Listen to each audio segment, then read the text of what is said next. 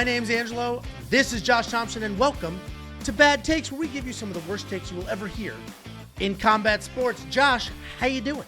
Good, man. We're going to have to start introducing me as Bad Take Thompson. I like that. BTT. I got that. We got to make that t-shirt, buddy. I'm on that. I'm on that. Bad Take Thompson. I get murdered over on the Wayne In show because John is obviously older and apparently a lot wiser, and he's got that brain that just seems to hold everything in there. Mine, on the other hand, it goes in one ear, comes out the other, and then I just make shit up as I go. So you and I think are on the same page. You being the young guy on a show is crazy. Oh yeah, because you're significantly older than I am here. We know that's not true. We know that's not. I mean, look, I don't look a day older than you, which is probably look younger, unfortunately for me. But it is what it is. Both about what, 60 something? How old are you? I'm 41. Oh, Jesus, man. That's what I'm saying. Damn. Yeah, it's bad. The age gap is bad. I know. I almost got a kid your age. It's nuts. It's fucking crazy. I'm sure I got some out there that might be your age, actually. Yeah, running around. Well, we have a bunch of fight announcements to talk about. Yes, let's do it. The UFC did a wild drop of about 7 different fights spanning UFC 314, UFC 315, and then a couple of belt vacations. Let's touch on the UFC 315 announcements. Mm-hmm. Belal Muhammad's going to be fighting Jack Della Maddalena instead of Shavkat Rakhmonov because Shavkat's hurt. What do you think about that fight? I think stylistically it's a great fight for Belal Muhammad. Look, I like JDM. He's a great fighter. He's a dog. I love everything about him. He's the guy that he kind of reminds me of a Dricus. He's not as herky-jerky as Dricus, but he reminds me of Dricus. Like, he's not supposed to win, but he wins. Yeah. And you can't knock that guy. And so they find ways to win. They've got something in them that makes them difficult to deal with inside the cage, whether it's the steady pace, whether it's the boxing, whether it's just the way they put things together. He can wrestle, he can grapple. He likes to jump the ghillie every once in a while. He gets himself in trouble, but he finds a way out of it and he gets on track and he gets wins. I'm sorry, man, but this is not going to be an easy fight. I saw some people that were throwing out some odds. And then on top of just throwing out odds, throwing out their opinion, saying this is a walkthrough fight for Belal Muhammad. And I'm a huge Belal Muhammad fan. I know a lot of people give me shit about it. We had Belal Muhammad on my Wayne In podcast. I love Belal, man. Great guy, super friendly. Look, everything about him, he's a fighter. Down and deep, he's a fighter. He's a dog. He will throw. He's learned and gotten a lot better on the feet. So people are always giving him trouble. You're just the leg humper. You're the wrestler with great cardio, and now he's just dropping dudes. He's hitting guys with big shots. I mean, he's doing everything he's supposed to do as a champion to continue to progress into being one of the best fighters in the world, and being probably the best fighter in the world right now at 170. So he's a fantastic fighter. Look, I think this is going to be a difficult fight. I think what happens is one person will start to take over, and then the other one will start to kind of claw back into it. But I think once it starts going one direction in a 5-round fight, you can see it start to get away from one of them. So I don't know which one that's going to be. I'm going to lean towards Belal Muhammad because I think stylistically, he's been able to deal with everyone throughout his career, getting up to the title shot, then getting the title. He's been able to do it. He's overcome all the hurdles that people said he couldn't. JDM though finds a way to win, man. Can't knock guys like that. So, but I'm going to lean towards Belal Muhammad on this. Yeah, I'm on the Belal side too. And obviously when that fight gets closer, we'll break it down a little more detail, but I think it's just a pretty clear, the best thing that Belal does is the worst thing that Jack does, which is wrestling.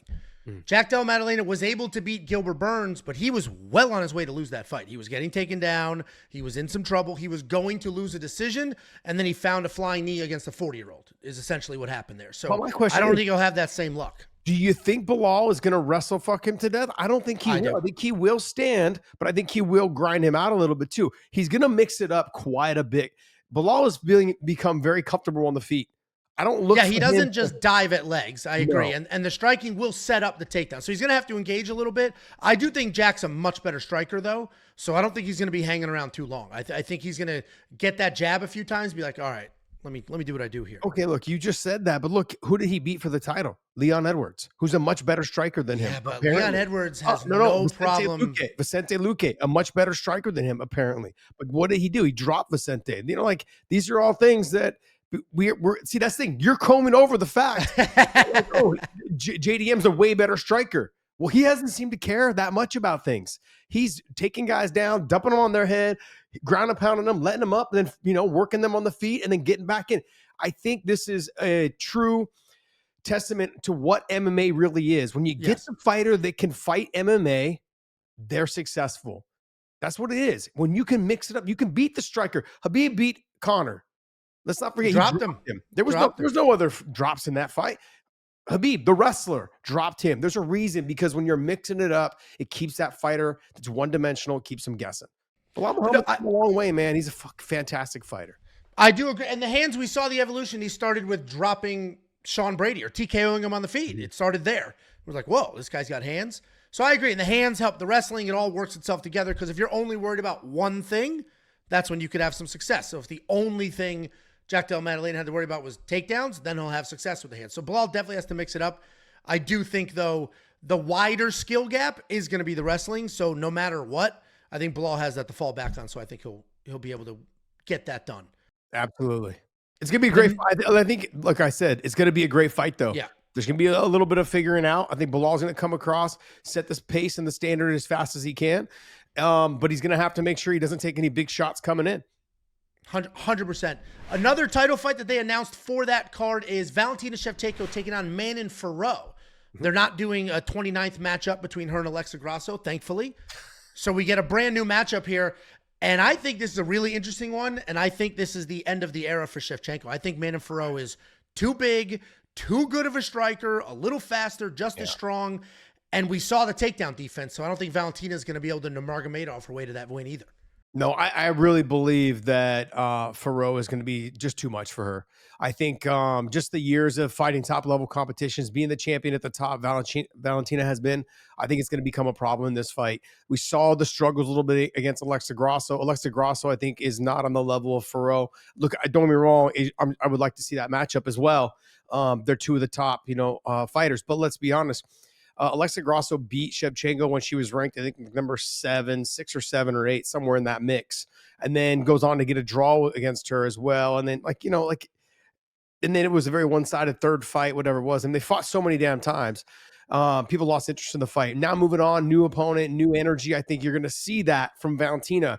But I think Fiorot has been just dialed in to, this is my goal. My goal is to get there. And it's always hard when you're the champion and you've been there for that long to have to try to maintain that status. That's why it's so impressive that John Jones has done what he's done for so long. Anderson Silva did it for so long. GSP did it for so long.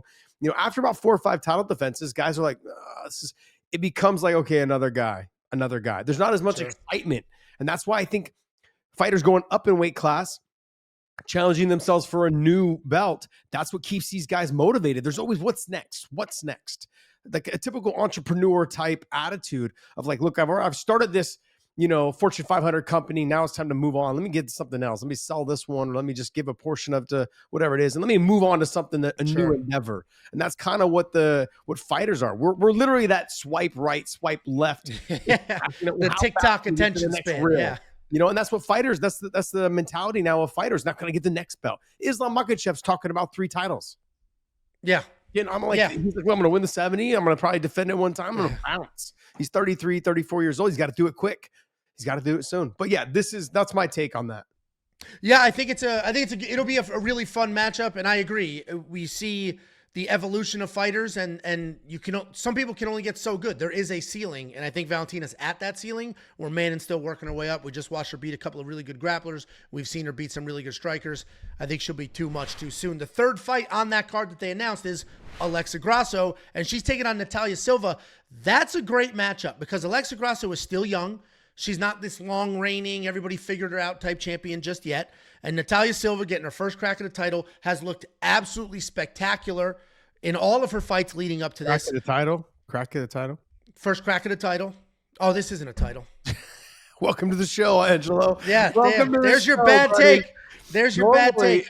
Normally, this is me, like on the Big John and Josh Thompson show, on the Weighing In show. This is normally me making the blunder like that. But I don't even have CTE as a crutch to lean on. That's just wow. It's just all that clean eating's got me starved for calories. Yeah, a lot of mushrooms. Yeah, keeping that brain, organic brain going. So it's not for a title, but it is her first fight against a former world champion, a high-profile fight, the best fighter she's ever fought before.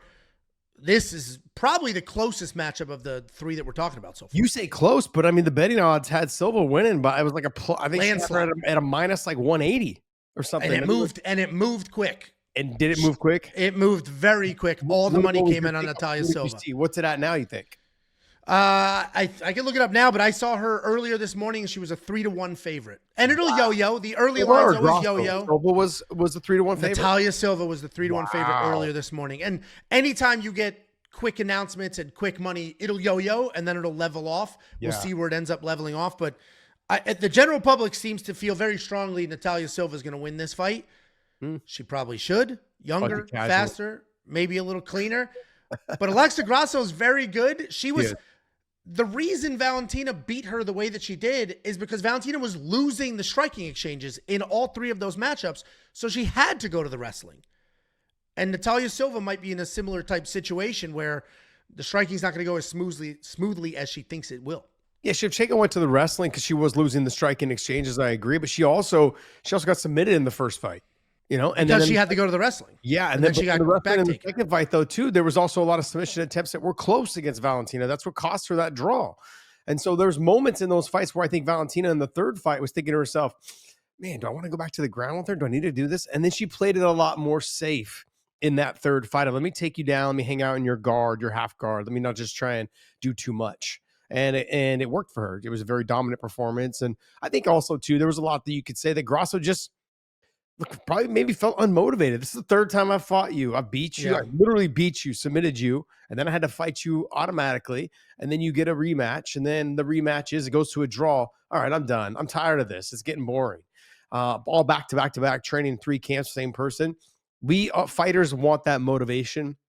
You tend to lose it after fighting somebody consecutively in a row. Now I'm training for the same person. There's no like excitement, and that's what fighters are. We're all about the excitement. And we want new challenges and new hurdles to jump over. And it just so happens to be fighters are those hurdles. People, human beings are the hurdle. And so in this situation, I think this will be good for Grasso to get new blood in there and see it just for her to say, hey, what I did to Valentina was no fluke. I can do it again to anybody. She's going to have to prove it, though, against Silva. Yeah, it's going to be a great fight. If I have to look at any performance on the Silva side, it's when she beat Jasmine Jasudavicius. We know now how good Jasmine is, what she's been doing since that fight. She stuffed the takedowns, got her own takedown. All of a sudden, Natalia Silva, and that was her UFC debut. And now all of a sudden, Natalia Silva's running through some people on a nice little streak, beat former world champion Jessica Andrade. So I was wrong twice already. She already fought a former world champion. So wrong twice. But I do think Natalia Silva's going to win this fight. I personally, if these odds continue past 3-1 favorite, I think maybe just got to leave it alone because Alexa is still proven and is still a former world champion. She's not a nobody. You might be able to take some prop bets on it, though. How many takedowns are given, how many significant strikes in a round. You could probably the over on rounds is most likely a lock. I don't see a finish in that fight. Both tough, both durable. Yep. Now if we move to UFC 314, a couple announcements on that card again. We'll start with the co-main event. We got Michael Chandler taking on Paddy Pimblett. Michael Chandler famously sat out for 2 years waiting for the Conor McGregor retirement payday. It didn't come. UFC 303, they're supposed to fight. Conor McGregor hurts his pinky toe. That fight's scrapped entirely. And then Michael Chandler goes ahead. He fights. He looks physically amazing, and he gets out-wrestled by Charles Oliveira, a Brazilian. Conor hurt his toe. My foot was like a balloon. Dude, that guy's never fighting again. Jacob and I had a bet 2 years ago. It was like $500 or something. I was like, Conor's never fighting again.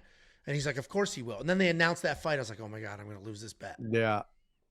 Drug out forever. That's still going to cash. But I mean, to think about it, though, you wasted almost 2 years of your career waiting for one fighter. Obviously, the top fighter. Life-changing payday, though. Potentially life-changing payday. That being said, at the end of it all, then you lose to Charles Oliveira. Badly. Very badly. And then on top of losing badly to him, now you are down to the guy who gets up to 250 pounds between camps. The kid with the bowl cut. I mean, fantastic fighter, makes the weight, always comes in like a true professional, ripped and shredded, and comes to fight. And he's gotten so much better. He's gotten so much better since the first two times he stepped inside the cage. He's gotten so much better. It's this is as much as I've seen Chandler fight, called his fights, talked to him at the desk at Bellator, had interaction with them, not all good, but simply to put it simply, this is going to be a lot tougher fight than people are giving Paddy Pimblett credit for. I think the length, the reach, the size, the youth of Paddy Pimblett's going to be a problem for 40-year-old or 38-year-old Michael Chandler. Yeah, and it's funny because I'm hard, actually, you and I are probably hard to be not biased in this because you worked at Bellator. Mm-hmm. I am a big Bellator fan, was managing fighters. I've seen Michael Chandler, shared a locker room with Michael Chandler. So I'm a big Michael Chandler fan, and I know him from the greatness that was his Bellator career. Then he comes over to UFC, knocks out Dan Hooker immediately, gets a title shot, looks pretty good in that title shot too before losing to Charles Oliveira. But now where he is in his career, he is 2-4 in the UFC. He's lost twice as many fights as he's won. The losses aren't great. They're fun. He's always a fan favorite, but he's looking worse and worse. I mean, to get out-wrestled by Charles Oliveira, no knock on him, all-time great, but he should not be out-wrestling Division I All-American wrestlers. That should not be happening in a cage. Yeah, I think with Michael Chandler, it just has to do with fight IQ. That's really what it comes down to. He's probably, I'm not the only fighter that said this. He just has the worst fight IQ I think I've ever come across. And I put him right up there, and nothing against the other two guys I'm about to mention, Leonard Garcia and Diego Sanchez. You know, it's points in their career. They couldn't wrap their head around fighting smart. And don't get me wrong, it's fantastic for the fighters. We love it. Are you not entertained? Yeah. Yes, we were very entertained. But at the end of it, you got a loss. Yep. And at the end of the day, and I've told this to Big John McCarthy, and I've had these conversations. Winning solves everything. People hated how John Fitch fought, but he kept winning. He got his title shot finally and eventually. Right? There's fighters that just stylistically the UFC does not like. They don't like to watch certain fighters fight, mainly the wrestlers. Let's just be honest. Yeah. But when it comes down to it, if you keep winning and keep your mouth shut and stay in your lane, you're eventually going to get a title shot. Belal Muhammad was a walking example of that. Yeah, that guy earned it. Didn't like Usman or Kamaru Usman. Same thing. It took him a while to get up there, and he had a long-standing streak of wins in the UFC before he finally got his title shot. It's mainly the wrestlers that get the shaft, but at the end of the day, winning solves everything, and you'll get your due. Just keep doing it. That's the biggest thing. Michael Chandler just hasn't been able to put it together. He's tried too hard to be entertaining. And maybe that's the conversation he had with them when they signed him. I'm going to come in here. I'm going to light it up. I'm going to do this. I'm not going to care. And this and that. And then they thrived off of that. They wanted to see all the Eddie Alvarez style fights. And he said, that's what I'm going to bring and I'm going to deliver. Well, that's what you're going to bring and you're deliver. Well, that's what you're doing, but you're also bringing the losses. And that's not a good scenario. And I think Paddy Pimblett may be giving him that next one. Yeah, I mean, and that very well could be. And I will say his craziness, his willingness to just bite down, whatever happens, happens. That's actually going to be the problem for Paddy, because if they just keep it clean technique, Paddy's younger, faster, should be able to neutralize just clean 1-2 type technique. So I think Michael Chandler actually needs to fight like a maniac, get in Paddy's face, bring the fight to him, and go from there. But it will be an interesting fight. It's going to be the best person Paddy's ever fought. Michael Chandler, actually, the no offense to Paddy, but the worst person that he's ever fought. All he has fought is former world champions in the UFC so far, and then Dan Hooker. So it's going to be a very interesting matchup, and we'll find out exactly where they both sit at the end of it. So I love that co-main event. It should be a ton of fun. And then obviously the main event is for the featherweight belt. Alex Volkanovski fighting to get his belt back, but it's not against Ilia Topuria. Ilia Topuria left the weight class. He's gone. They haven't made his announcement yet, but clearly he's going up to 155, and he's fighting Diego Lopes for the vacant belt. And I think that's an incredible matchup. Diego Lopes showed up on short notice 2 years ago, lost that fight, and ever since then has been on a tear. We've seen the hands. We've seen the jiu-jitsu. He's Alexa Grasso's coach. Diego Lopes has made a name for himself pretty quickly in this sport. A, do you think the title fight is deserving for Diego? And B, how do you think that goes? Do I think it's deserving? Absolutely. I think it's deserving. And who else to fight than Alexander Volkanovski? It makes sense. Look, you could say that Evolov or whatever his last name, how you pronounce his last name. Yeah. You could say that he deserves it. But I just gave an example. Back to that boring speech. Back to that speech of wrestlers. You've got to do more than wrestle. You've got to try to knock people out. You've got to finish people with submissions. You've got to do more than wrestle and control the fight. The UFC is just not looking to bank into that and lose their cash cows. They sell money based off of champions. Champions are the top of the card. And if you can't be someone we can put at the top of the card, I always have to have 2 title fights then on a card. And when I have to have 2 and one is mainly a wrestler, I'm really just basically making a wish foundation. I'm giving you money to be on the card. I need fighters that can headline. And that's what the UFC is talking about. So when they skipped over Evloev, then they put Diego Lopes in there against Volkanovski. Smart bet on them, man. Smart. I think where you're going to find this fight, though, is going to end up in some sort of a tussle in terms of on the feet. But I think look for Diego to look to get the submission. And we saw with the Brian Ortega fight that Alexander Volkanovski can be caught in deep submissions. Now, whether he'll tap is a different story. But Diego Lopes can freaking grapple, man. He's a grappler. He's a big 45-pounder. Should probably be fighting at 55. This is, to me, not an easy fight for Alexander Volkanovski. And you go see Diego Lopes is the champion at 145. Yeah, he could definitely win this fight. And it's interesting because 2 things. One, you said he's big, and he is big. And that kind of works to his detriment at times because he slows down as fights go on. He slowed down against Dan Ige. He gave up that 3rd round. He slowed down in his last fight against Brian Ortega, who he had 99% unconscious in the first 2 minutes of the first round. And he still ended up going to decision because he loses his steam. You lose a little power behind the punches. You lose a little of that oomph. And Alexander Volkanovski is not the guy that you can slow down against because if Volk can survive the early storm that is Diego Lopes, I think he takes over and he can win that fight. He does. It's not an easy storm to survive. Diego Lopes comes in hot. His hands are good. His jiu-jitsu is good. So Volk is definitely going to have to go through hell to figure out what he needs to do the rest of those rounds. But if he can survive early, he's got incredible fight IQ, the opposite of Michael Chandler when it comes to fight IQ. I'm sure he's going to be prepared for that storm. It's going to be a great fight. Okay, but let me ask you this, though. Last 2 fights of Volkanovski have been finished by knockouts. Yep. I mean, that's why he's got to survive early because you're going to have to survive, period. Not even early. Because as the fight goes on, it becomes a little bit easier to get knocked out as well. Just the recovery for your brain, the oxygen to your brain, to be able to recover after taking a big shot, it starts to go away as the more tired you get. That's why you see in boxing, fighters get knocked out later in the fight. Their defensive techniques start to fold a little bit. Hands get a little bit lower. Mouth is open. It's not always a super hard shot that knocks them out. It's the one that they don't see. It's the one that they're not expecting.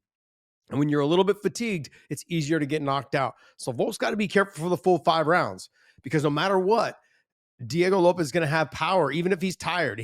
And look, we've seen him. He's a dog at moments of the fight. He's a dog. So even though he was tired in round 3, he still had moments in that round. And I do agree with you. He's going to have to make sure that he has a good, long recovery, in terms of rehydration and getting himself back up to the proper weight because he does cut a lot of weight. He's a big kid for 145. And for anybody who doesn't know, championship weight, you don't get an extra pound. No. You get a full extra pound for a normal fight. Championship weight, that 1 pound is off the table, and that's a big deal when we're talking about 145 pounders. I mean, that extra pound, how hard is that last pound? It's that last pound, 2 pounds. We always say the last 2 pounds, whether it was wrestling in college or wrestling or getting ready for fights, it was always the last 2 pounds. One last thing I want to talk about, though, is the Patricio making his debut, Pitbull making his debut in the UFC on this card against Yair Rodriguez. I saw a video that Patricio did, and he basically said, yeah, like Yair told me that he would take the fight. Then he basically turned it down, and the UFC came back, and they kind of forced him to take the fight. Let's just see if Yair gets to the fight, that kind of situation. Yair's been known to pull out of fights before. What I did like, because I think maybe the UFC kind of was thinking the same thing, Dan Ige had came out and said he'd be more than welcoming for Patricio Pitbull to come into the UFC. He'd like to welcome into the UFC. They put Dan Ige on this same card. Kind of makes sense. All-time great for stepping up. I was there in person at UFC 303. We were hanging out, and we all looked up at the screen at the same time when they said, co-main event's canceled. Here's your new co-main event, and it was Dan Ige. I mean, that's an all-time moment. He wasn't already on the card. He wasn't – yeah, he lived nearby. But that guy, to step up on a few hours' notice is absolutely insane. A couple miles down the road. He's like, I'll be there in a sec. Let me grab my stuff. I mean, that's exactly how it went down. And he went out there. And yeah, he lost that fight, but he won that 3rd round. No quitting him whatsoever. So he would be a great fight with Pitbull if Yair pulls out for whatever reason, either day of or a couple weeks before. He won fans. Bottom line is he 100%. won fans. He helped save that card. I mean, I can't give that guy enough praise. I've known him for a long time, trained with him a little bit. He's an absolute, just a wonderful person. Wonderful person. So love everything about him, love what he stands for, and just a fun fighter to watch every single time. I'm really upset that they actually didn't do the Dan Ige versus Patricio Pitbull fight as a first fight in right off the bat. Now I know maybe Patricio wanted a higher level ranked fighter, but to me, honestly, do it for the fans. At 38 years old or whatever, that Patricio is, a 39. Bottom line is, I want to see the fight. I want to see the fan favorite fights from him. You know, like he's got a little bit left. Let's get that one guy that we know is going to stand and bang it out with you a little bit, which would be Dan Ige. Yair's going to stick and move, going to do the leg kicks. He's going to look great doing it. He's going to give Patricio some problems, 100% if he makes it to the fight. But as an introduction into the UFC, I would have preferred to have seen Dan Ige and Patricio to get his feet wet. And if he gets past Dan Ige, man, then let's go ahead and march into whoever wins, maybe, or whoever loses out of the Alexander Volkanovski and Diego Lopes fight. I would have loved to have seen that.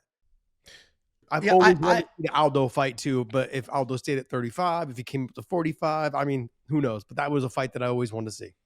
There's definitely a whole lot of really cool Legends matchups to do with Pitbull in the mix. They probably went Yair over Dan Ige because Dan Ige is very, very good and not that name. And they're probably like, we spent all that money. Like, let's not risk it, because if he does win, they're going to rush him to something. So that's probably why they avoided Dan Ige, but we'll see what happens. It should be a really fun fight.